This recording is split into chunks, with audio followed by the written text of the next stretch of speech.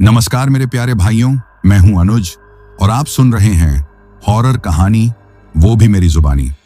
दोस्तों, आज का हॉरर पॉडकास्ट ट्रक ड्राइवर की है जिनका नाम मोतीराम है। तो चलिए अब यह कहानी मोतीराम जी के नजरिए से सुनते हैं। लेकिन उससे पहले आप लोगों से एक शिकायत है। आप लोग कहानी को पूरा सुनते हैं लेकिन लाइक नहीं करते हैं।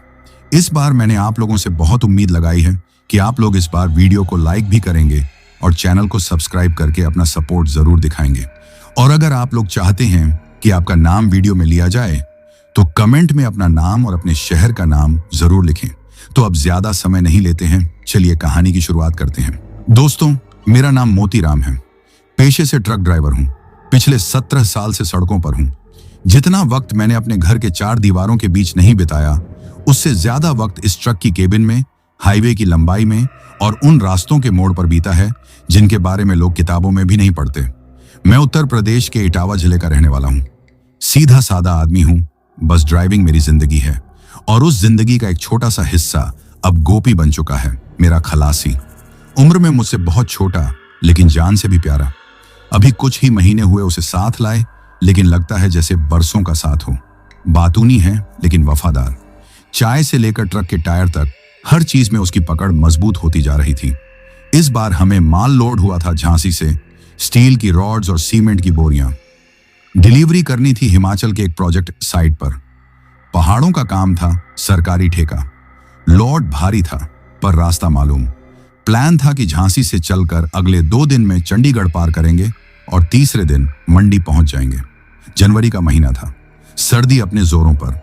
झांसी से सुबह 8 बजे लोडिंग पूरी करके हम निकले। ट्रक पूरा भरा हुआ, दस्तावेज क्लियर, इंजन ठीक ठाक। गोपी ने अपनी वही पुरानी जैकेट पहनी थी जिसमें हमेशा 2 बिस्कुट और एक छुरी मिलती है। मुस्कुराते हुए बोला, उस्ताद, इस बार बर्फ दिखाओगे ना? मैंने हंसते हुए कहा, पहाड़ चढ़ेंगे बेटा तो बर्फ भी मिलेगी और चाय भी गर्मा गर्म। सुबह का सूरज हल्का हल्का चमक रहा था, पर हवा इतनी ठंडी थी कि हाथ स्टीयरिंग पर जम से जाते थे। गोपी ने रेडियो ऑन कर दिया। कुछ पुराना गाना बजने लगा। चलो एक बार फिर से अजनबी बन जाए हम दोनों। गाना सुनते हुए हम आगे बढ़ते गए। हाईवे खाली था, ट्रक अपनी चाल में था। दोपहर के वक्त हमने मौरानीपुर पार किया। वहीं एक ढाबे पर ट्रक रोका। गोपी उतरा, चाय का ऑर्डर दिया। ढाबे का मालिक बूढ़ा था, दाढ़ी सफेद पर आंखों में चमक। उसने हमें देखा और कहा, कहाँ जा रहे हो भाई? मैंने कहा, हिमाचल की तरफ, मंडी। उसने थोड़ा सिर हिलाया जैसे कुछ सोच रहा हो, फिर बोला, रास्ता लंबा है। अगर जल्दी पहुंचना हो तो एक शॉर्टकट है। यहां से 20 किलोमीटर आगे एक कच्चा मोड़ आएगा, वहां से कट लो, सीधे नैनागढ़ पार कर जाओगे। अंबाला के पास जाकर हाईवे पकड़ लेना। मैंने सवालिया निगाहों से उसकी तरफ देखा। कच्चा रास्ता है? बूढ़ा मुस्कुराया। हाँ, लेकिन सीधा है। रात में ट्रैफिक नहीं मिलेगा और करीब 60 किलोमीटर बच जाएगा। गोपी की आंखों में चमक आ गई। उस्ताद, ट्राई करें क्या? नजारा भी बदलेगा और जल्दी भी पहुंचेंगे। मैंने कुछ नहीं कहा। चाय खत्म की, ट्रक स्टार्ट किया और आगे बढ़ गए। लेकिन दिल में उस बूढ़े की बात गूंजती रही। शॉर्टकट? कौन सा रास्ता ऐसा होता है जो बिना दाम लिए मंजिल दे दे? फिर भी मैंने सोचा, देखा जाएगा। अगर बोर्ड सही मिला तो मोड़ लेंगे, नहीं तो पुराने रास्ते से चलते रहेंगे। शाम होने लगी थी। आसमान गुलाबी पड़ गया था। सूरज जैसे धीरे धीरे अपने आप को समेट रहा था। ट्रक अब टीकमगढ़ के नजदीक था। तभी सामने एक छोटा सा बोर्ड दिखा, नैनागढ़ 38 किलोमीटर। और ठीक उसके नीचे एक मिट्टी का रास्ता मुड़ता था दाहिनी ओर। बोर्ड थोड़ा झुका हुआ था, जैसे किसी ने कई सालों से उसे छुआ भी नहीं। मैंने ट्रक धीमा किया। गोपी ने कहा, उस्ताद, यही है शायद। बूढ़े ने कहा था ना, यहीं से कट लो। मैंने लाइट हाई बीम पर की। उस कच्चे रास्ते पर कोई गाड़ी नहीं थी, न कोई ट्रक, न मोटरसाइकिल, बस सूखा रास्ता और दोनों ओर झाड़ियां। मैंने ब्रेक दबाया। ट्रक वहीं रुक गया। कुछ सेकंड तक बस इंजन की आवाज और बाहर का सन्नाटा। मैंने गहरी सांस ली। चलो ट्राई कर लेते हैं, मैंने कहा। गोपी ने मुस्कुराकर सीट सीधी की। मजा आएगा उस्ताद। हमने ट्रक दाहिनी तरफ मोड़ दिया। कच्चा रास्ता था लेकिन शुरू में ठीक ठाक था। हल्के झटके, हल्की धूल, आसपास कुछ झोपड़ियां, दूर खेत और धीरे धीरे सब पीछे छूटने लगा। मोबाइल में नेटवर्क गया गया सा हुआ और फिर नो सर्विस दिखाने लगा। थोड़ी देर बाद ट्रक के बाहर का नजारा बदलने लगा। अब दाएं बाएं खेत नहीं थे, सिर्फ ऊंचे ऊंचे पेड़ थे। रास्ता संकरा होता जा रहा था। ऊपर से सूखी टहनियां लटक रही थीं। कुछ तो ट्रक के ऊपरी हिस्से से टकरा भी गईं। गोपी अब चुप हो गया था। उसकी नजरें बाहर खिड़की से झांक रही थीं। मैंने एक नजर उसके चेहरे पर डाली। उसके चेहरे पर अब वो यूजुअल चमक नहीं थी। सब ठीक है? मैंने पूछा। उसने सिर हिलाया। बस थोड़ा सन्नाटा ज्यादा हो गया है ना उस्ताद, मैंने मुस्कुराकर कहा। रात में जंगल सन्नाटे से ही डराता है बेटा, लेकिन असली डर वहां होता है जहां सन्नाटा खुद जवाब देने लगे। गोपी ने धीमे से कहा, मतलब? मैंने कुछ नहीं कहा। स्टीयरिंग कसकर पकड़ा और ट्रक को और आगे बढ़ाया। करीब 35 मिनट हो चुके थे। रास्ता अब पूरी तरह वीरान था। एक भी इंसान नहीं, कोई गाड़ी नहीं, बस ट्रक की हेडलाइट, इंजन की घरघराहट और उस अजीब चुप्पी की महक जो हर ओर पसरी थी। तभी सामने एक मोड़ आया। मैंने ट्रक धीमा किया और देखा कि सामने दो रास्ते निकलते हैं।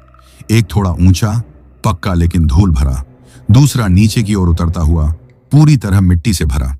वहीं एक बूढ़ा आदमी खड़ा था, धोती पहने, लाठी के सहारे, सिर झुका हुआ।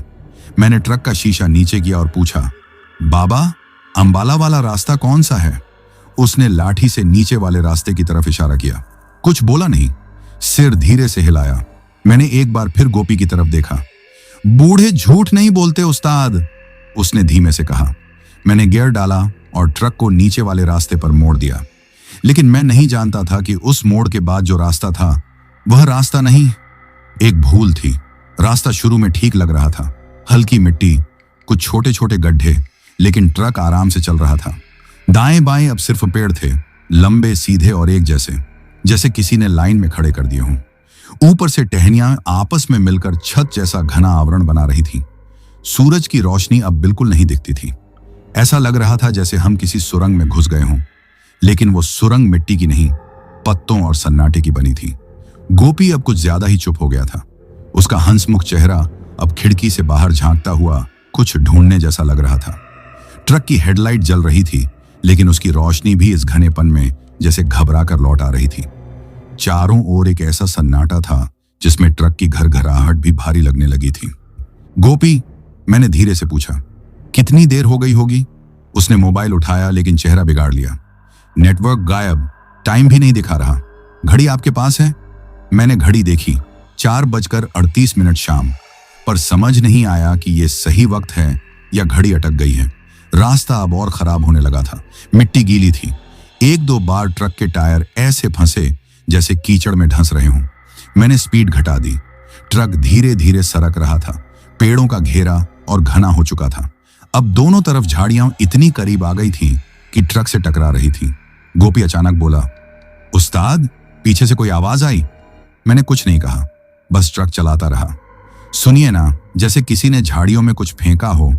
मैंने रियर व्यू मिरर में देखा, कुछ नहीं था, सिर्फ धुंध और ट्रक के पीछे उड़ती हुई मिट्टी। तेरा वहम है, मैंने कहा, जंगल में हवा भी शोर करती है। लेकिन सच तो यह था कि मैं भी कुछ सुन चुका था। हल्की सरसराहट, जैसे सूखी घास में कोई धीरे से चल रहा हो।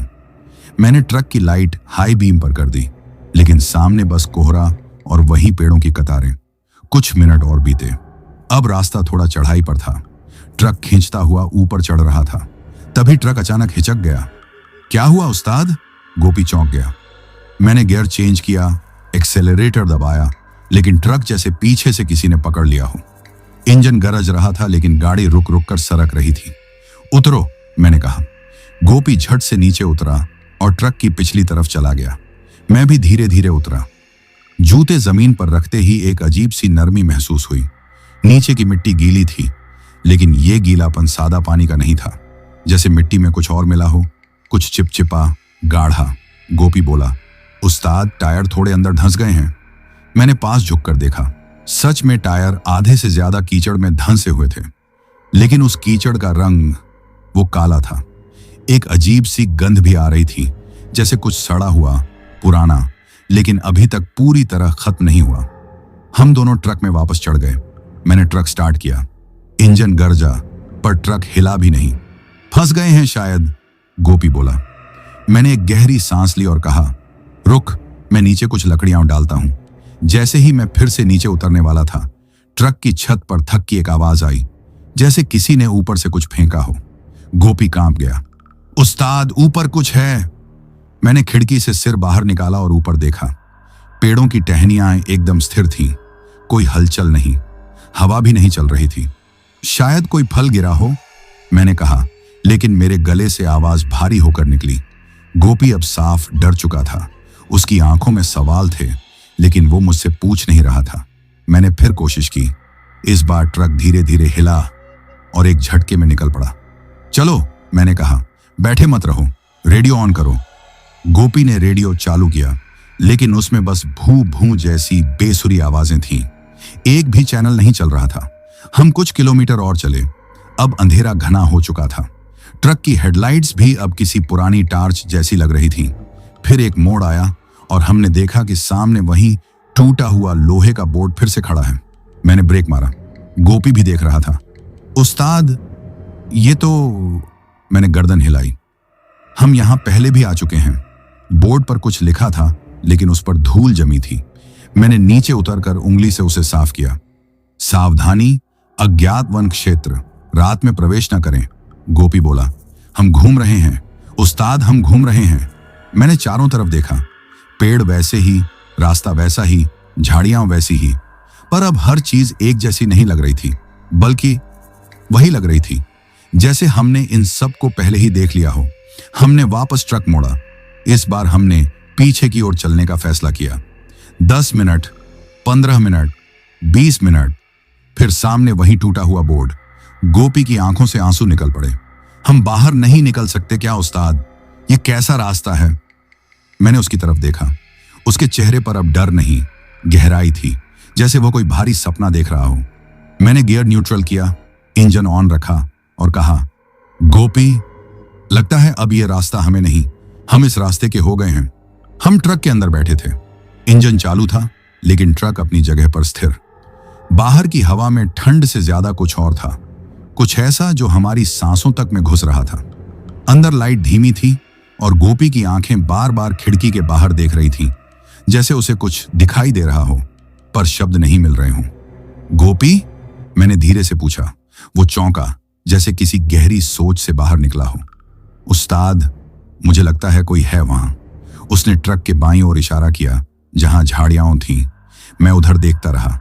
घना कोहरा था, लेकिन कोई हलचल नहीं। फिर भी न जाने क्यों ऐसा लगा जैसे पेड़ की परछाई हिल रही थी, जबकि हवा एकदम थमी हुई थी। मैंने कहा, देखो मत, ध्यान मत दो, शायद वही चाहता है कि हम देखें। गोपी की आवाज कांपी। क्या मतलब?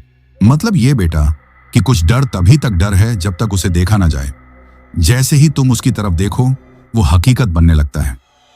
हम दोनों कुछ मिनट चुप रहे। फिर अचानक ट्रक की हेडलाइटें अपने आप बंद हो गईं। गोपी उछल पड़ा। उस्ताद! मैंने स्विच चेक किया, बंद नहीं था। फिर कैसे?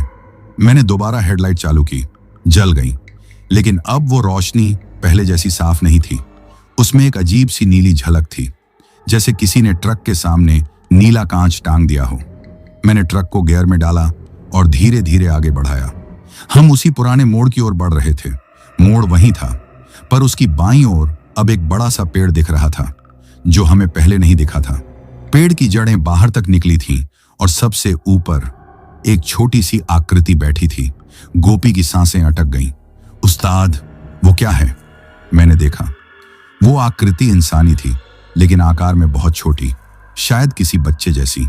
लेकिन उसका सिर झुका हुआ था और वो हिल नहीं रही थी। हम दोनों ने कुछ देर तक उसे देखा। तभी वो आकृति धीरे से हिली और अचानक पेड़ से कूद गई, लेकिन गिरने की आवाज नहीं आई। उस्ताद, वो कहां गई? गोपी की आवाज अब कांपने लगी थी। मैंने शीशा चढ़ा दिया। अभी कुछ नहीं बोलना, बस चुप रहो। ट्रक कुछ मीटर और आगे बढ़ा और तभी टायर के नीचे से कुछ छटकने की आवाज आई, जैसे कोई लकड़ी टूटी हो या कुछ और। गोपी ने कहा, उस्ताद रुको, मैं देखता हूं क्या है। नहीं, मैंने उसका हाथ पकड़ लिया। अब ट्रक से कोई नीचे नहीं उतरेगा। रात होने लगी है और इस रास्ते पर अब हमारे अलावा कोई नहीं है, सिवाय उनके जो नहीं चाहते कि हम निकलें। गोपी मेरी बात पर एक तक देखने लगा। बाहर का कोहरा और घना हो गया था। अब ऐसा लग रहा था जैसे रोशनी उसमें डूब रही हो। ट्रक की लाइट जैसे किसी सफेद दीवार से टकराकर लौट रही थी। हम थोड़ी देर और चले और फिर अचानक ट्रक रुक गया। इंजन बंद नहीं हुआ था, लेकिन ट्रक एकदम से रुक गया, ऐसे जैसे किसी ने उसे सामने से थाम लिया हो। मैंने ब्रेक दबाया, गियर चेंज किया, एक्सेलरेटर दबाया, कुछ नहीं हुआ। और फिर ट्रक के बाएं शीशे पर थक थक की आवाज आई, जैसे कोई धीरे धीरे खटखटा रहा हो। गोपी अब डर से सिमट चुका था, उसका चेहरा पीला पड़ गया था। उसने धीरे से कहा, उस्ताद, कोई बाहर है। मैंने देखा, शीशे पर कुछ नहीं था, बस कोहरा। लेकिन आवाज फिर आई, इस बार दाईं ओर। मैंने ट्रक के सारे शीशे लॉक कर दिए, लाइट अंदर की जला दी। गोपी अब पूरी तरह सहमा हुआ था। क्या चाहते हैं ये? उसने पूछा। मैंने जवाब दिया, शायद ये नहीं चाहते कि हम निकलें, शायद ये हमें यहीं रुकते देखना चाहते हैं। हम दोनों चुप थे।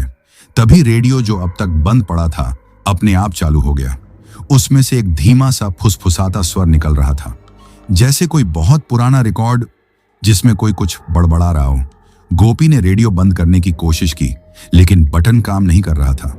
और उस फुसफुसाहट में हमें एक शब्द बार बार सुनाई देने लगा, रुको, ठहरो, ठहरो। मैंने सीट से नीचे झुककर बैग में से वो छोटा ताबीज निकाला जो मेरी माँ ने कभी दिया था। हनुमान जी का छोटा सा लॉकेट था। मैंने आंखें बंद करके उसका नाम लिया, हनुमान चालीसा की रक्षा रहे। और जैसे ही वो शब्द मेरे मन में दोहराए गए, रेडियो अचानक बंद हो गया। ट्रक में फिर सन्नाटा छा गया। गोपी मेरी तरफ देखने लगा, उसकी आंखों में अब डर के साथ किसी तरह की उम्मीद भी थी। मैंने कहा, हम अभी जिंदा हैं बेटा, बस हिम्मत नहीं हारनी है। और उसी वक्त ट्रक के बाहर कुछ गिरा। जोर की आवाज हुई, जैसे कोई ऊपर से लुढ़क कर नीचे गिरा हो। गोपी ने अपनी आंखें बंद कर ली। मैंने बाहर नहीं देखा, हम बस बैठे रहे एक दूसरे के पास, बिना कुछ बोले, क्योंकि अब हम समझ चुके थे, डर देखने से नहीं बढ़ता, डर पहचानने से बढ़ता है। और उस जंगल ने अब हमें पहचान लिया था। कभी कभी इंसान सोचता है कि वो सिर्फ रास्ता भटक गया है, लेकिन धीरे धीरे समझ आता है कि वो भटकना नहीं, एक पकड़ DDDH थी। ट्रक अभी भी बंद था, इंजन ऑन, लेकिन पहिए जैसे जमीन से जकड़ डटा गए हों। बाहर कोहरा और भी घना हो गया था, इतना कि हेडलाइट की रोशनी खुद पर ही लौट आती थी। गोपी की आंखें अब बाहर देखने से इनकार कर रही थीं। वो बस मेरी तरफ देख रहा था, जैसे मेरे चेहरे पर कोई जवाब लिखे हों। और मैं खुद बस यही सोच रहा था, हम किस जगह फंस गए हैं। मैंने एक कोशिश और की, गियर बदला, एक्सेलरेटर दबाया, और ट्रक इस बार धीरे धीरे सरकने लगा। चल पड्ढा, मैंने कहा। गोपी की सांस जैसे रुकी हुई थी। उसने राहत की एक लंबी फूंक छोड़ दी। उस्ताद, अब कहां जाएंगे? मैंने सिर हिलाया, जहां यह रास्ता खुद ले जाएगा। कुछ ही मिनटों में हम एक छोटे से उतार पर पहुंचे। नीचे उतरते ही सामने एक वीरान मैदान था, और उसके बीचों बीच एक पुराना जर्जर पत्थर का कुआं। कुएं के चारों ओर झाड़ियां उगी थीं, लेकिन कुछ तो था उनमें, जैसे हाल ही में जला हो। कई झाड़ियों के पत्ते काले पड़ चुके थे, कुछ जगहों पर राख उड़द रही थी। मैंने ट्रक रोका। गोपी, देख रहा है वो? मैंने कुएं की ओर इशारा किया। गोपी ने गर्दन हिलाई। उस्ताद, वहां कुछ पट्टी दिहाया है। मैंने ट्रक का दरवाजा खोला। ठंडी हवा अंदर घुसी। नीचे उतरा। गोपी भी मेरे पीछे उतरा, हालांकि उसके पैर जैसे पीछे खींचे जा रहे थे। हम धीरे धीरे कुएं की तरफ बढ़े, झाड़ियों को चीरते हुए, कांटों से अपनी जैकेटें फाड़ते हुए। कुएं के पास पहुंचते ही मेरी नजर एक पुरानी ट्रक की बॉडी पर पड़ी। जंग खाया लोहे का ढांचा, जिसके ऊपर कभी लाल रंग रहा होगा, लेकिन अब वह गाढ़े भूरे और काले धब्बों में बदल चुका था। उसका ड्राइवर केबिन टूटा हुआ था, और अंदर कुछ था। मैंने झुककर देखा, एक अधजली ड्राइवर सीट, और उसके नीचे कुछ बिखरी हुई सफेद हड्डियां। गोपी हड़बड़ाकर पीछे हट गया। उसकी सांसें तेज हो गईं। उस्ताद, यहां किसी की मौत हुई है, ट्रक में, हमारी तरह। मैं कुछ नहीं बोला, मेरा गला सूख गया था।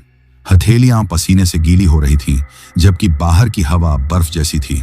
और तभी एक धीमी सी आवाज हवा में तैरने लगी, रुक गए। हम दोनों मुद्दे, पीछे कोई नहीं था। किसने कहा?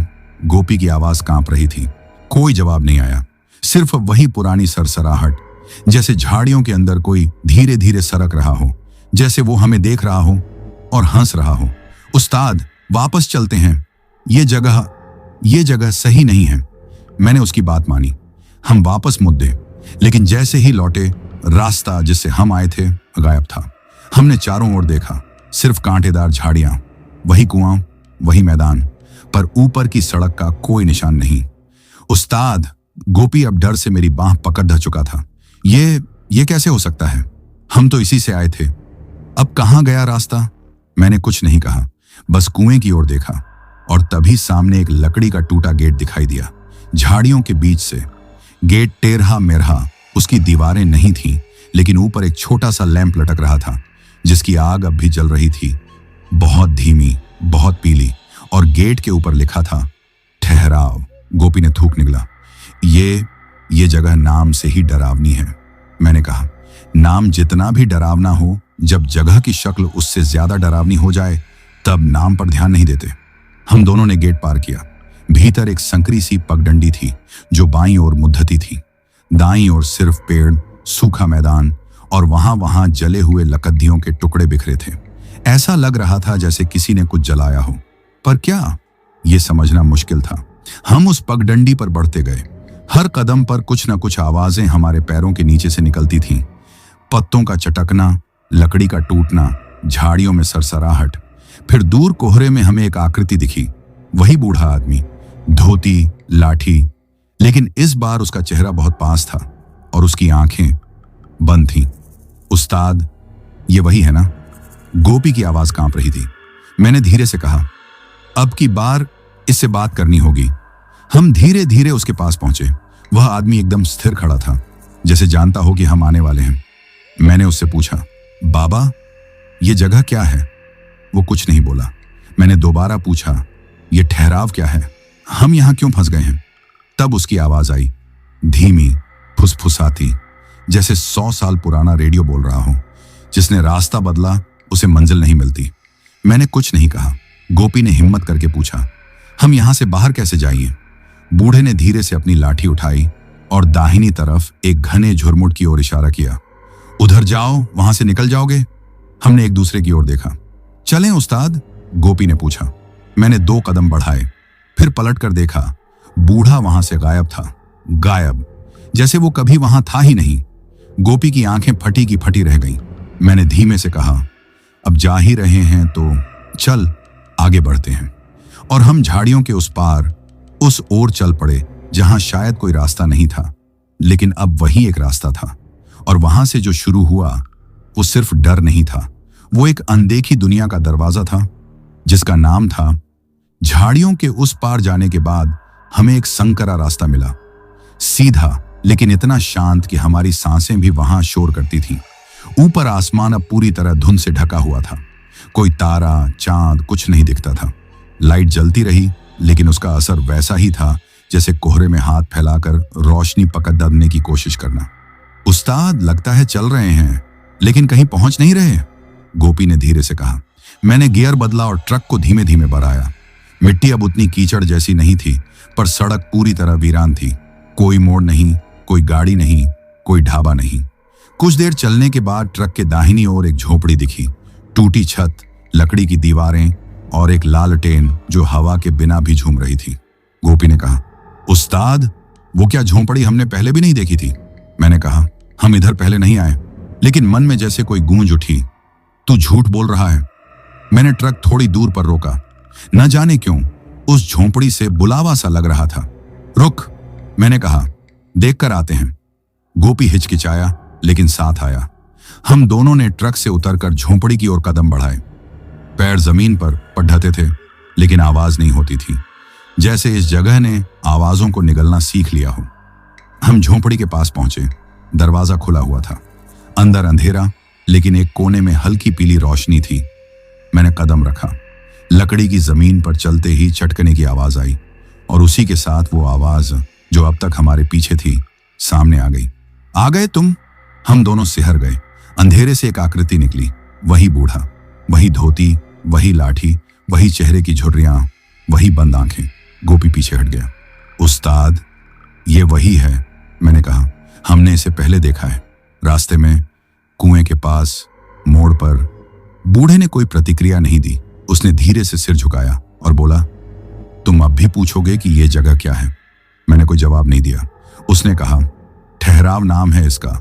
यहां आने वाला या तो यहीं रह जाता है या फिर खुद को छोड़ डाच कर चला जाता है। गोपी की आंखें अब पसीने से भीग चुकी थीं, जैसे डर अब उसके रोम रोम में समा चुका हो। मैंने पूछा, हम यहां से जा कैसे सकते हैं? बूढ़ा बोला, जो आया है वो क्यों जाना चाहता है? तू खुद ही तो आया था, जल्दी में शॉर्टकट लेने। उसके शब्दों में न गुस्सा था न ताना, बस एक थकावट थी, जैसे वो हर बार यही बात कहता हो, जैसे वो हर किसी से यही सवाल करता हो। मैंने कहा, अगर रास्ता था ही नहीं तो तुमने इशारा क्यों किया था? उसने एक बार भी मेरी आंखों में नहीं देखा, बस बोला, मैंने कुछ नहीं किया, मैंने सिर्फ वही किया जो मुझसे पहले वाले ने किया था। मतलब? गोपी ने पूछा। बूढ़ा बोला, जिसने यहां से कभी निकलने की कोशिश की वो भी किसी मोड़ पर खड़ा मिला। पहले इशारा उसने किया, फिर मैंने, अब अगला तुम करोगे। हम दोनों अब बिल्कुल स्तब्ध खड़े थे, जैसे हमारी नसों में ठंड नहीं बल्कि कोई साया बह रहा हो।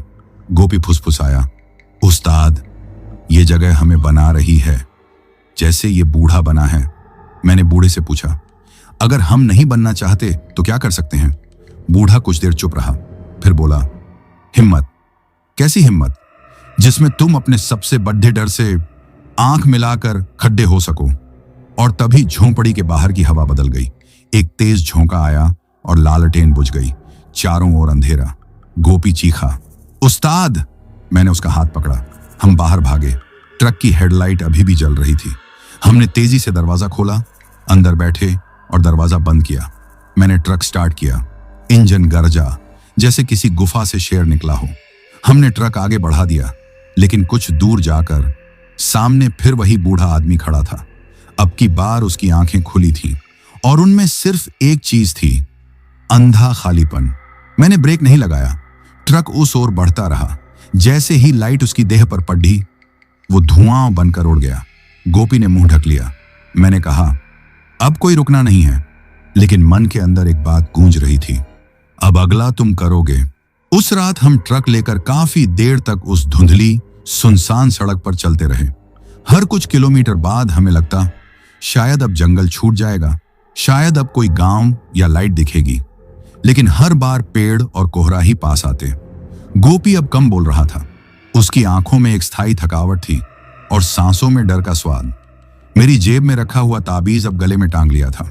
अब लगता था कि यह बस मां की दी हुई चीज नहीं, बल्कि कुछ बची खुची उम्मीद है।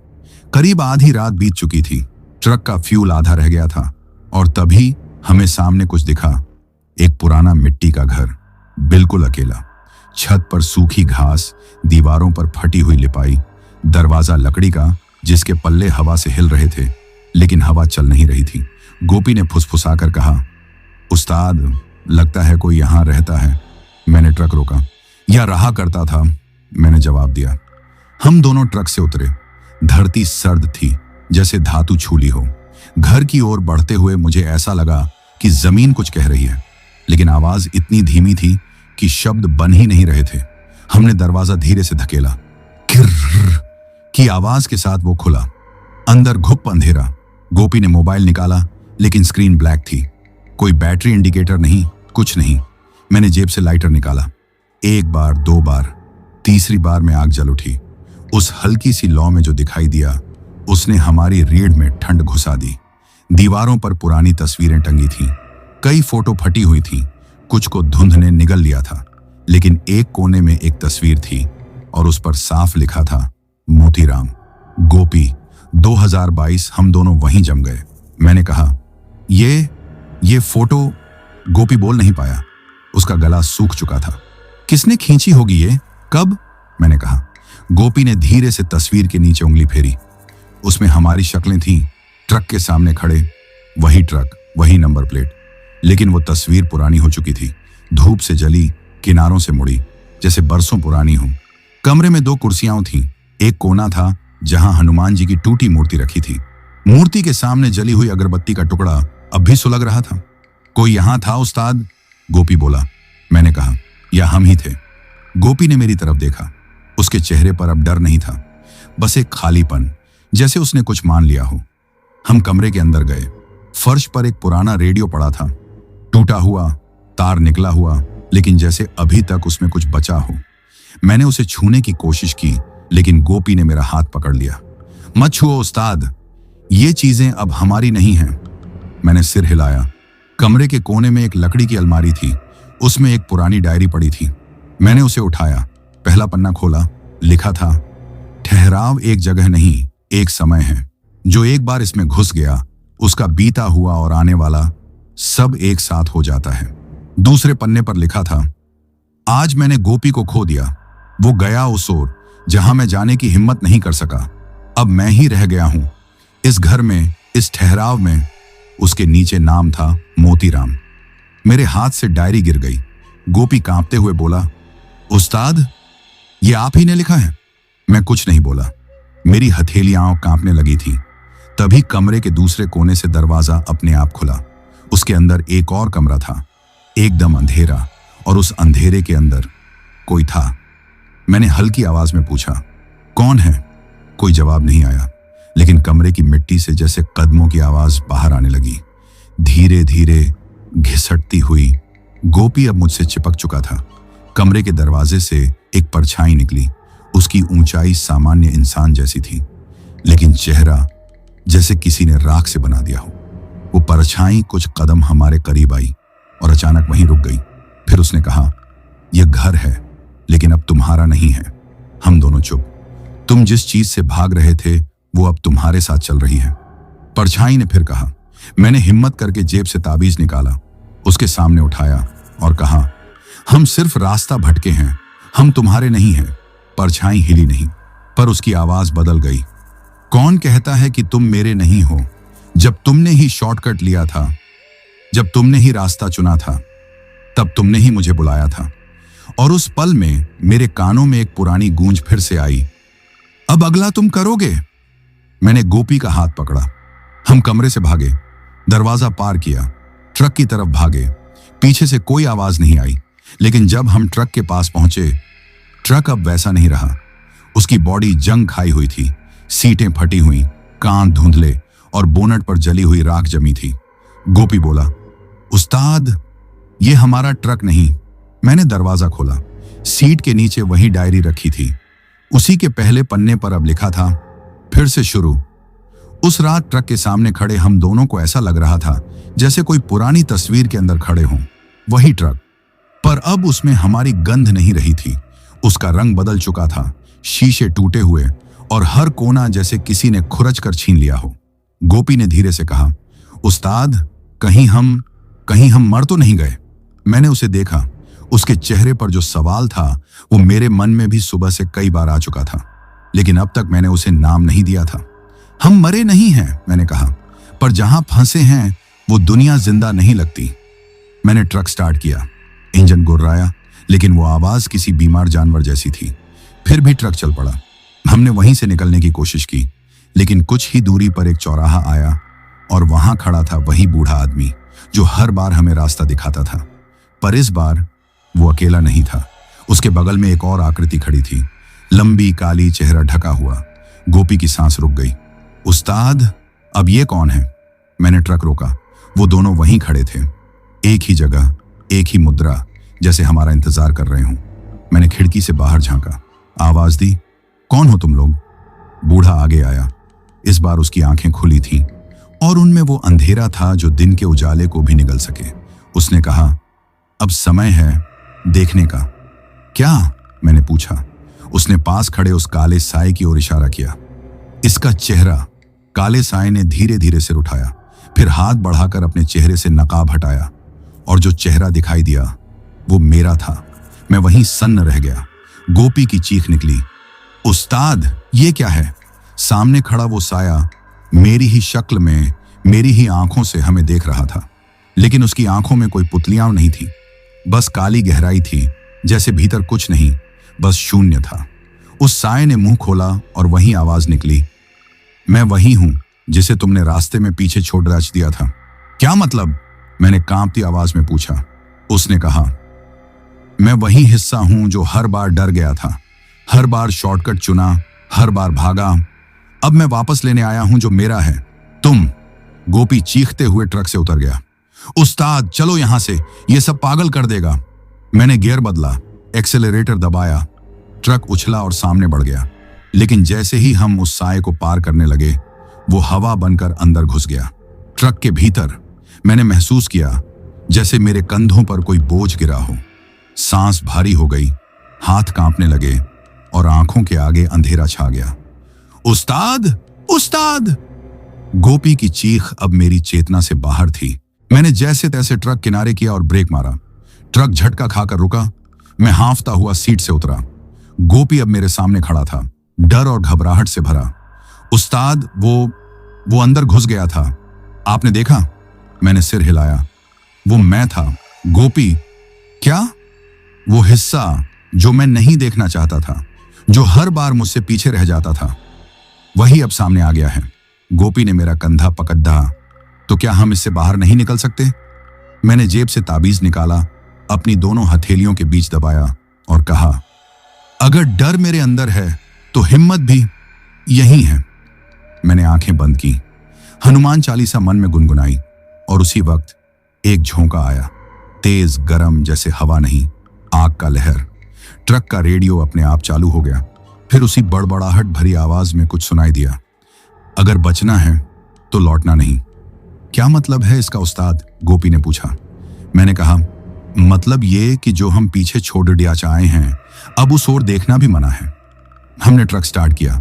इस बार रास्ता बदल गया था। पेड़ पीछे हटते जा रहे थे और सामने एक खुला मैदान था। लेकिन हम जानते थे अब यह सफर मंजिल का नहीं रहा, अब यह सफर था खुद से निकलने का।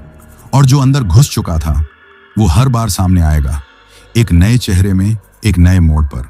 हमने ट्रक मैदान के उस खुलते हुए हिस्से की ओर मोड़ा जहां कुछ देर पहले तक पेड़ खड़े थे। अब सड़क थोड़ी चौड़ी हो चली थी, मगर आसपास कोई संकेत नहीं कि यह जगह असली है या फिर उसी ठहराव की दूसरी परत। रास्ता इतना शांत था कि सिर्फ ट्रक के इंजन की खरखराहट और हमारे सांसों की धड़कनें सुनाई दे रही थीं। गोपी खामोश बैठा था, हाथ घुटनों पर रखे हुए, आंखें सामने टिकाए, लेकिन देख कुछ नहीं रहा था। मैंने धीरे से पूछा, ठीक है? उसने गर्दन हिलाई, लेकिन कोई शब्द नहीं। मैंने ध्यान नहीं दिया, सोचा शायद थक गया है या उस साए वाले हादसे का असर है। थोड़ी देर चुप रहना भी जरूरी होता है, लेकिन जैसे जैसे ट्रक चलता गया उसकी चुप्पी गहराती गई। हमने एक मोड़ पार किया और सामने एक पुरानी सी इमारत दिखी, शायद किसी जमाने में सरकारी स्कूल रही होगी। दरवाजे टूटे हुए, खिड़कियों पर जालियां झूल रही थीं। बाहर एक पुरानी बेलनुमा घंटी लगी थी जो हवा के बिना भी धीरे धीरे हिल रही थी। गोपी अचानक बोला, उस्ताद, यहां रुकते हैं ना? मैं चौंका। क्यों? मैंने पूछा। कुछ खिंचाव सा लग रहा है उधर। उसकी आवाज एकदम अलग थी, धीमी, बुझी हुई, जैसे किसी और की हो। मैंने ध्यान से उसे देखा। उसके चेहरे पर अब वो डर नहीं था, न सवाल, बस एक अजीब सी तसल्ली थी। मैंने कहा, तेरे जैसा नहीं लग रहा गोपी, क्या बात है? उसने मेरी ओर देखा, फिर धीरे से मुस्कुराया। मैं थोड़ी देर में आता हूं, बस देख कर आता हूं, शायद कुछ याद आ जाए। मैं कुछ कहता उससे पहले ही वो दरवाजा खोलकर उतर गया। मैंने शीशे से देखा, वो स्कूल के अंदर चला गया, बिना पीछे देखे। 5 मिनट बीते, 10 मिनट, 15। मैंने हॉर्न दिया, आवाज मैदान में गूंजी और फिर चुप हो गई। कोई जवाब नहीं। मैंने ट्रक लॉक किया और उसके पीछे चला। स्कूल की इमारत खंडहर बन चुकी थी। दीवारों पर काई, फर्श पर झाड़ियां और कुछ पुराने लकड़ी के बेंच जो अब दीमक खा चुकी थी। गोपी, मैंने पुकारा, कोई आवाज नहीं। गोपी, मजाक मत कर, आ बाहर। सन्नाटा। मैं धीरे धीरे अंदर बढ़ा। हर कदम पर कोई ना कोई छटकती लकड़ी, कोई छिड़ी हुई दीवार या कोने में पड़ी पुरानी स्लेट। तभी एक कमरे के अंदर हल्की सी खड़खड़ाहट सुनाई दी। मैंने कमरे का दरवाजा खोला और वहां कोई नहीं था, बस एक डायरी पड़ी थी जमीन पर, धूल से भरी। मैंने उसे उठाया, पहला पन्ना खोला। गोपी अब इस जगह का हिस्सा बन गया है। मैं वहीं बैठ गया, न सांस बची, न आवाज।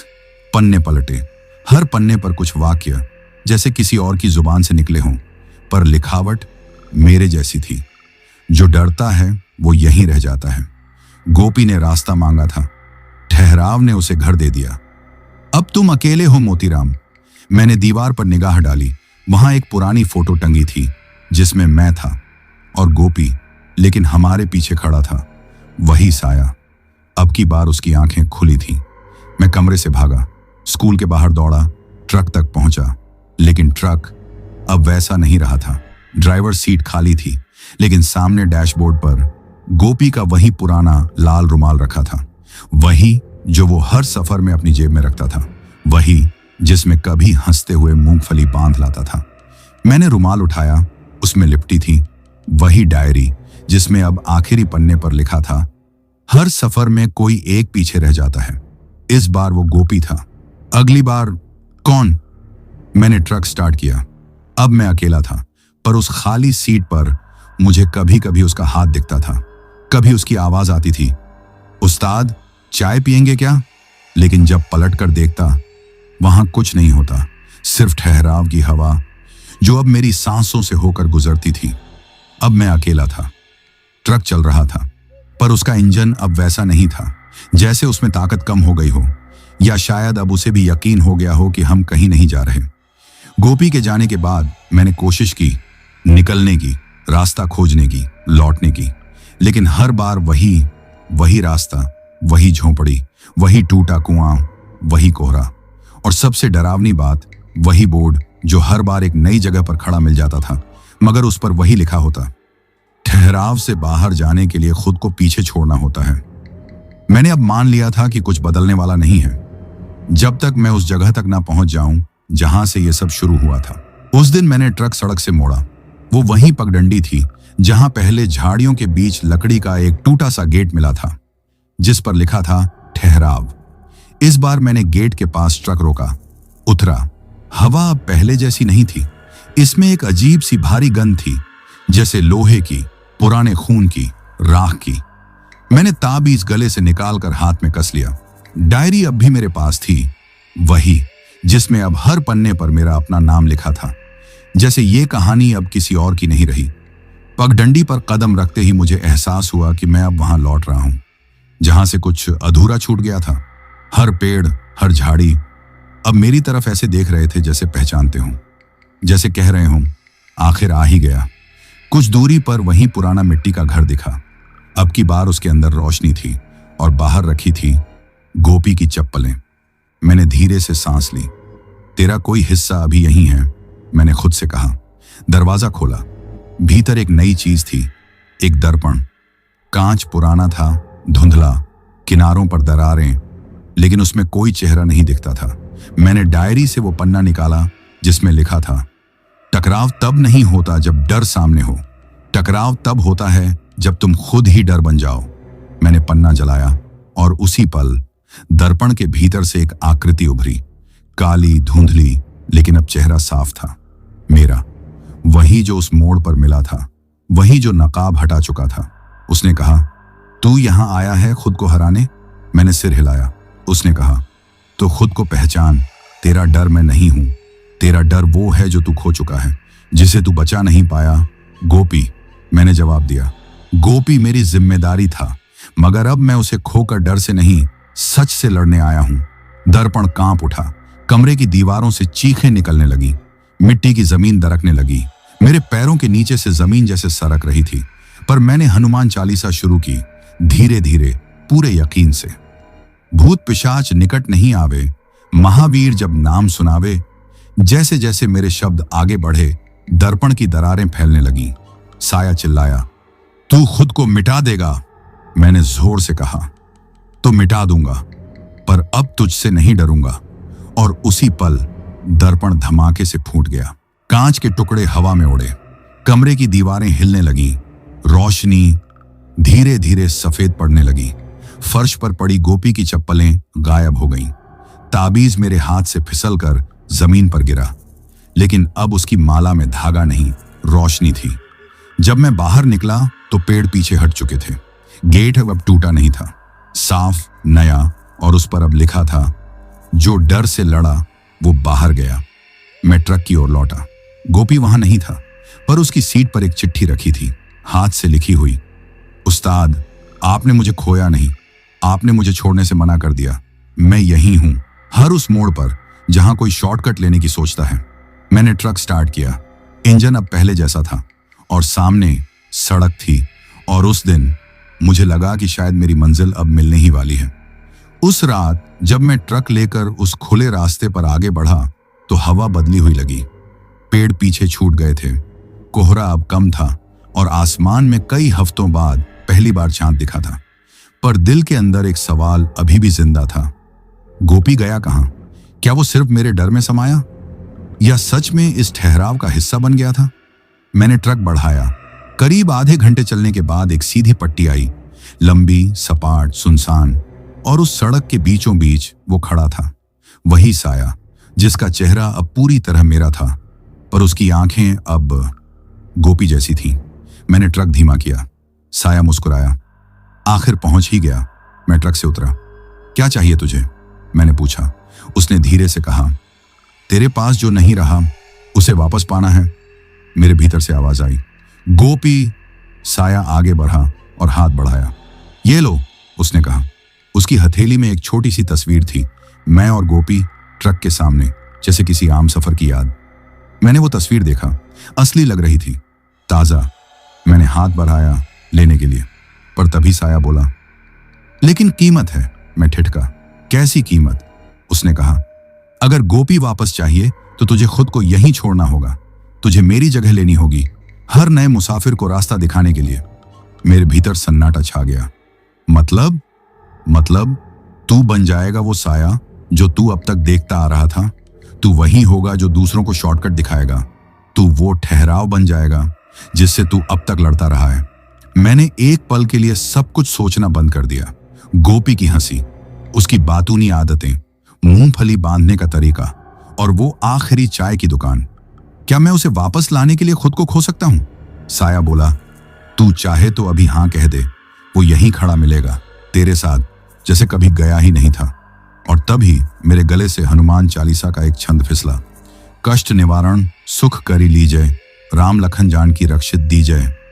साया चुप हो गया। तस्वीर हवा में उड़ने लगी और जली हुई राख बनकर बिखर गई। मैंने गुस्से से कहा, गोपी मेरी कमजोरी नहीं है, वो मेरी ताकत है। मैं उसे खोकर टूटा नहीं, मैं उससे बिछुड़ कर जागा हूं। साया पीछे हटा। उसकी आंखों में अब भी आग थी, लेकिन वो हिलने लगा जैसे धुआं धीरे धीरे गायब हो रहा हो। तू तो ठहराव की परीक्षा पास कर गया, उसने कहा। अब क्या होगा? मैंने पूछा। अब तुझसे कोई राह नहीं पूछेगा, अब तुझसे कोई धोखा नहीं मांगेगा। और गोपी? उसने सिर झुकाया। वो अब तेरे पास रहेगा, जैसे हवा में कोई आवाज, जैसे सीट पर कोई छाया, जैसे तेरी हर ड्राइव में एक संगति। मैंने देखा साया अब गायब हो रहा था और उसकी जगह सामने ट्रक की दूसरी सीट पर गोपी की परछाई बैठी थी। न हड्डियां न चमड़ी, बस एक हल्की झलक। मैंने ट्रक का दरवाजा खोला। वो परछाई मुस्कुराई। उस्ताद, कहां चलें अब? मैंने ट्रक स्टार्ट किया। अब सड़क थी असली। मोबाइल में नेटवर्क आ गया था। एफएम चालू हुआ और उसमें से वही पुराना गाना बजने लगा, चलो एक बार फिर से अजनबी बन जाएं हम दोनों। मैंने मुस्कुराकर कहा, अब कोई अजनबी नहीं होगा गोपी, अब जो साथ है वो हमेशा रहेगा। उस दिन ट्रक को जैसे नई जान मिल गई थी। इंजन की आवाज एकदम साफ, टायर जमीन से दोस्ती कर चुके थे। और सबसे बड़ी बात, सामने सड़क थी बिल्कुल सीधी, बिना कोहरे, बिना रुकावट के। मैंने शीशे में देखा, पीछे कुछ नहीं था, ना पेड़, ना साया, ना ठहराव, जैसे सब धुआं बनकर पीछे छूट गया हो। गोपी की परछाई अब भी साथ थी, कभी सीट पर टिके कंधे के साए में, कभी शीशे में उसके हंसने जैसी हल्की हलचल में। मैंने पूछा, तेरा कुछ और छूटा है क्या पीछे?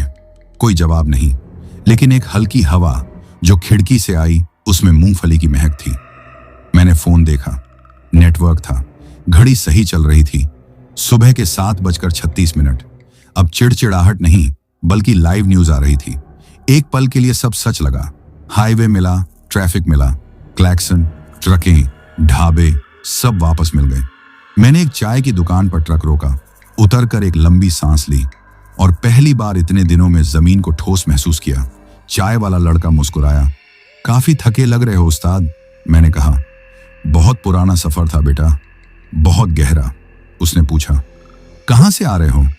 मैंने कुछ पल सोचा, फिर कहा, एक ऐसे रास्ते से जहां सिर्फ वही पहुंचते हैं जो जल्दी में हो। वो मुस्कुराकर चला गया। मैंने जेब से वो डायरी निकाली। अब उसमें कोई भी पन्ना खाली था, बस आखिरी पन्ने पर एक वाक्य चमक रहा था। अब जब भी कोई मोड़ आए देख लेना कहीं वो ठहराव की ओर तो नहीं जाता। 3 दिन बाद मैं अपने गांव इटावा पहुंचा। घर वैसा ही था, छोटा मिट्टी का, बाहर तुलसी का गमला, अंदर मां बैठी थी। मुझे देखकर उनकी आंखें भर आईं। बहुत दिन हुए मोती, तू आया नहीं। मैंने उनका हाथ पकड़ा। बहुत दूर चला गया था मां, अब लौट आया हूं। शाम को पड़ोसी रामधन आए। अरे मोती, सुना तू हिमाचल गया था, कैसा रहा सफर? मैंने हल्के से मुस्कुराकर कहा, काफी लंबा था और कुछ हिस्से ऐसे जिनकी कोई सड़क नहीं थी। तू अकेले गया था क्या?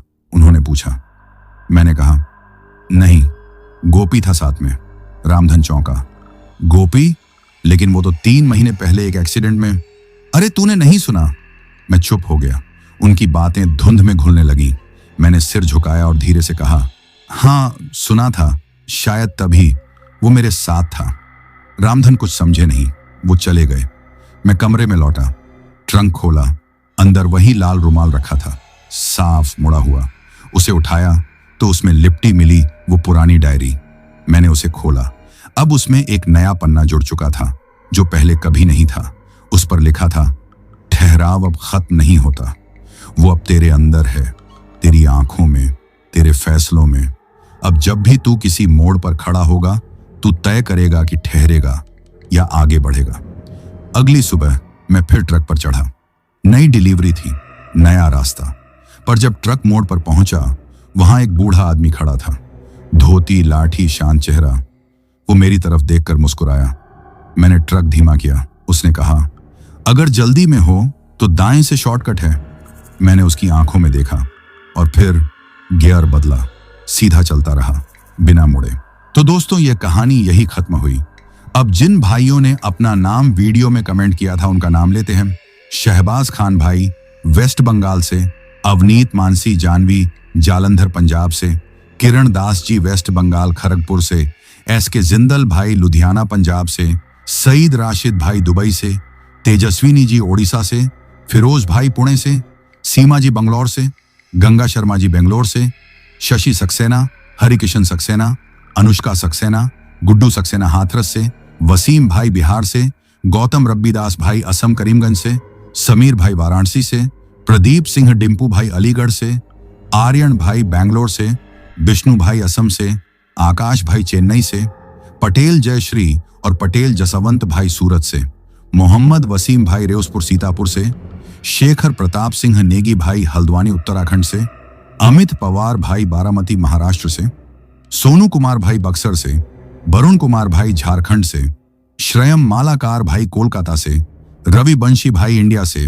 गीता रानी जी जमशेदपुर से, चंद्र कुमार जाटव भाई और उमेश जाटव भाई उत्तर प्रदेश हरदोई से, सकीला जी नेपाल से, वीर प्रताप भाई महाराष्ट्र से, अभिषेक भाई कानपुर से, आसिफ भाई कराची से, अभी ओमान भाई और इरफान शेख भाई उन्नाव से, अरबाज खान भाई उत्तराखंड नैनीताल से, सुरुचि शर्मा जी मुंबई से, राहुल भाई इंडिया से, आनंद गौतम भाई मेवा मध्य प्रदेश से, विक्की जाटव भाई इंडिया से, राजा भाई कोलकाता से, सौरभ शर्मा भाई साउथ कोरिया से, रंजीत शुक्ला भाई सतना मध्य प्रदेश से, मजीद भाई मालदीव से, बनकीम सरकार भाई वेस्ट बंगाल से, हरिदोय भाई असम से, बाबू मंडल भाई राउरकेला से, मोहम्मद खालिक भाई झांसी से, दिव्यानी जी दार्जिलिंग से, तुषार भाई दुर्गापुर वेस्ट बंगाल से, चक्रवर्ती भाई मुंबई से, सुमंत भाई तालचर असम से, रवि डोरेमोन भाई इंडिया से, संध्या रेड्डी जी सिडनी ऑस्ट्रेलिया से, सफदार अब्बास भाई पाकिस्तान से, यादविंदर दादरा भाई पंजाब फगवाड़ा से, लक्ष्मण शंकर जाधव भाई पुणे से, महेश भाई धाराशिव से, जब्बर खान भाई महाराष्ट्र से, सिकंदर अली भाई आगरा से, विनोद गुरुंग भाई दुबई से, दीपक भाई सहरसा से, राजा अहसन छिप भाई आजाद कश्मीर से, सुमित्रा जी पश्चिम बंगाल से, गौतम रब्बीदास भाई असम करीमगंज से, अंबुज मिश्रा भाई नोएडा से, जसवंत भाई सूरत से, ज्योति श्रीवास्तव जी मध्य प्रदेश से, कौशल भाई इंडिया से, अमरजीत पटेल भाई घाटमपुर से, अंगद कुमार भाई सांगरूर इंडिया से, सोम्या खोद्दाक जी दिमापुर नागालैंड से, बिशन सोनार भाई बिरकुची से, सन्नी भाई कानपुर से, अजीत सिंह भाई ओडिशा से, सत्या तिवारी भाई सिंगरौली मध्य प्रदेश से, ददुल साकिया भाई असम से, रुद्रा प्रताप भाई उत्तर प्रदेश से, शंकर कुलकर्णी भाई नागपुर से, संजीत यादव भाई रफीगंज से, सिमी मीणा जी जयपुर जगतपुरा राजस्थान से, रुस्तम भाई सिवान बिहार से, सोनू कुमार भाई बक्सर से, जेपी शाह भाई हैदराबाद से, अनीस भाई दिल्ली से, रंजीत भाई मुंबई से, कृष्णा रजक भाई मुरैना मध्य प्रदेश से, फुरी शेरपा भाई नेपाल से, नागा पेमा जी अरुणाचल प्रदेश से, दीपक चौधरी भाई गाजियाबाद से, हिमेश रसायली भाई झापा नेपाल से, सूरज भाई माधेपुर बिहार से, अलिक दास भाई जलपगुरी वेस्ट बंगाल से, सागर क्षेत्र भाई झापा नेपाल से, जुबैर भाई पाकिस्तान से, बाबू मंडल राउरकेला से, उमर फारूक और मारिया फातिमा तेलंगाना से, सौरभ शर्मा भाई साउथ कोरिया से, सामंत भाई तेलचर ओडिशा से, के बी गुरुंग भाई पोखरा नेपाल से, आसिफ भाई इंडिया से, गुलबहार भाई बदौसा से, सरोज भाई नेपाल से, संजय कनौजिया भाई दुबई से, और जिन भाइयों ने अपना नाम कमेंट किया है लेकिन उनका नाम वीडियो में नहीं लिया गया है, तो भाइयों आप लोग टेंशन ना लें, आप लोगों का नाम अगली वीडियो में जरूर लिया जाएगा। और अगर आप लोग भी चाहते हैं कि आपका नाम वीडियो में लिया जाए तो अपना नाम और अपने शहर का नाम वीडियो में कमेंट करें। अगर आपको यह कहानी पसंद आई हो तो वीडियो को लाइक और चैनल को सब्सक्राइब करें ताकि और भी डरावनी कहानियां आप तक पहुंच सकें। कहानी को अंत तक सुनने के लिए दिल से धन्यवाद दोस्तों। आज के लिए बस इतना ही, मिलते हैं जल्द ही कुछ नई कहानियों के साथ। तब तक के लिए अपना ध्यान रखिए।